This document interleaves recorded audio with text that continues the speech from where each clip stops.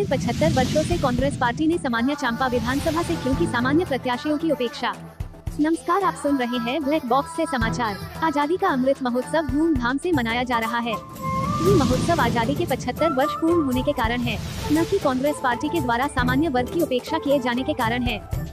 लेकिन यह अमृत महोत्सव जांजगीर चांपा विधानसभा की सामान्य सीट के लिए एक आपदा से कम नहीं है।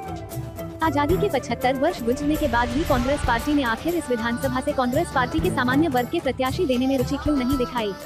आखिर क्यों? एक नजर जातीय समीकरण पर डालने से पता चलता है कि इस विधानसभा में पिछड़े वर्ग के मतदाताओं की बहुल्यता है। ये कई जाति समुदाय में बंटे हुए है, जिससे सियासी दलों का प्रत्याशी चयन के समय रुझान पिछड़े वर्ग के प्रत्याशी की तरफ होता है। ये चयन भारतीय जनता पार्टी ईमानदारी से करती आ रही है। वही कांग्रेस पार्टी पिछड़ा वर्ग के वोट बैंक, जिसमें देवांगन, स्वर्णकार, कुर्मी, धोबी, साहू एवं अन्य समाज की बहुलता है, के लिए उनको साधने के चक्कर में विगत 70 वर्षों से पिछड़ा वर्ग के प्रत्याशी के ऊपर अपना भरोसा जताती आ रही है। परिणाम अपेक्षा अनुसार नहीं होते। जिस समाज का प्रत्याशी होता है, वो अपने ही समाज के सियासी समीकरण में बंटा हुआ होता है। प्रत्याशी के ऊपर भरोसा जनता का स्थायी नहीं होता है और हमेशा कांग्रेस पार्टी कभी तुम कभी हम की स्थिति में होती है। जबकि परिसीमन आरक्षण अनुसार यह सीट सामान्य वर्ग के प्रत्याशी के लिए आरक्षित है। उसके बावजूद 70 वर्षों के इतिहास में आजादी के बाद सिर्फ लखेश्वर पालीवाल इस विधानसभा के सामान्य प्रत्याशी और विधायक रहे हैं। उसके बाद 70 वर्ष गुजर जाने के बाद भी एक भी सामान्य वर्ग का प्रत्याशी का चयन करने में कांग्रेस पार्टी नाकाम रही है। एक नजर 75 वर्षों के दावेदार विधायक प्रत्याशियों की सूची का आकलन करना बहुत रोचक है और कांग्रेस पार्टी के लिए चिंतन का भी विषय है।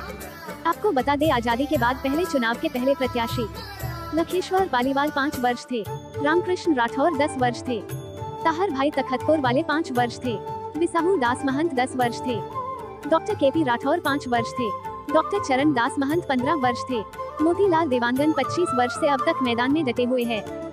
एक नजरिए से वर्तमान विधायक प्रत्याशी एवं पूर्व विधायक मोतीलाल देवांगन फिर से इस सीट की दावेदारी कर रहे हैं।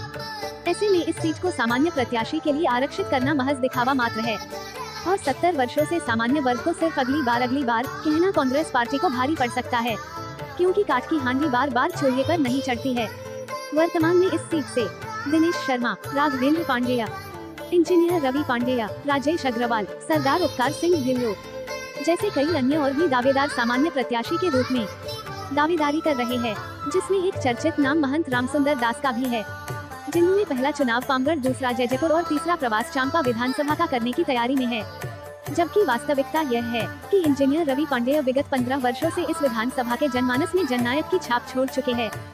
ऐसे में देखना ये होगा कि क्या इस बार सामान्य वर्ग के प्रत्याशियों की उपेक्षा कांग्रेस पार्टी करेगी या अपने 70 वर्षों के मिथक को तोड़कर किसी युवा सामान्य वर्ग के प्रत्याशी को चुनाव लड़ने का मौका देगी।